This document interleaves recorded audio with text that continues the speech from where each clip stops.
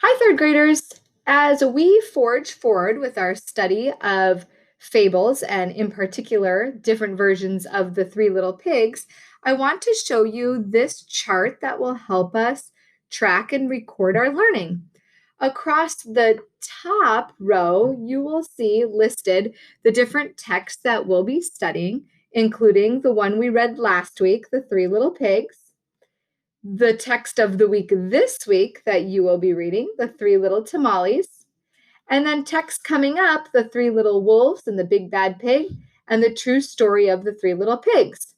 Now, down this first column are the questions that we are seeking to answer as we investigate these texts, these fables, including which character is the protagonist and what is their main problem in the story, which character is the antagonist?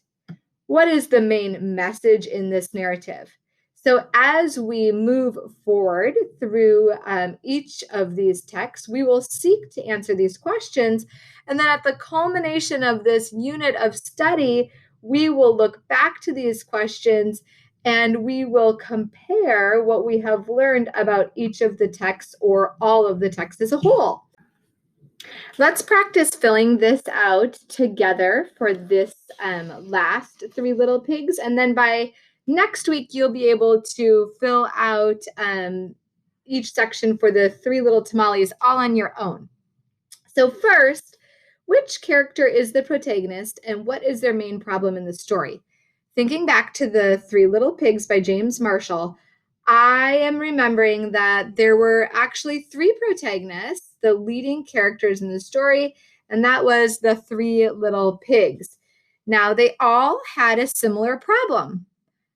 I know you're thinking about it. Nice job. You're right. They all needed to work to outsmart the wolf and build a house, right? Initially, that was strong enough to withstand the wolf. Which character is the antagonist? Now, this is the most hostile or opposing character in your story.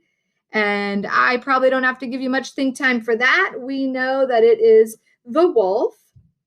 And then finally, what is the main message in this narrative? Now, I looked back on your work, and most of you said noted a similar theme or a main message or moral. And that is that you learned that you have to work smart and hard.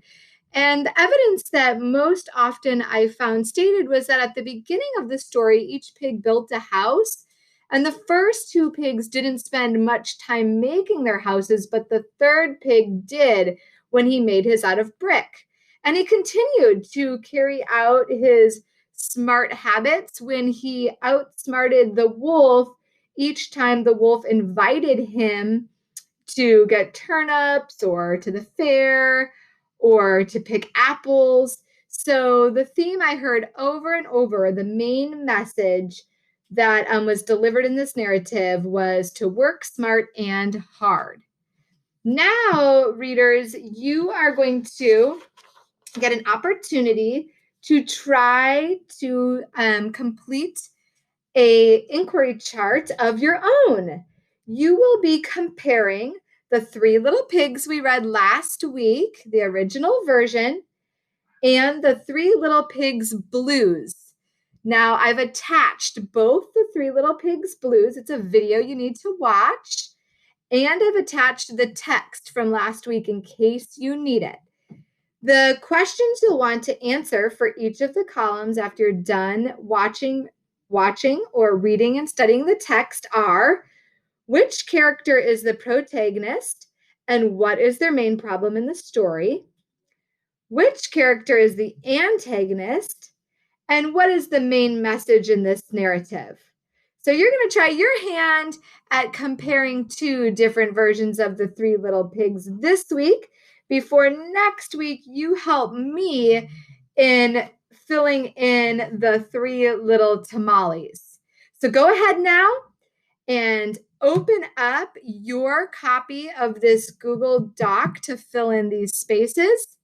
Watch the Three Little Pigs Blues closely. Fill in those spaces. Reread the Three Little Pigs from last week if you need to, and fill in these spaces. Keep up the good work, readers.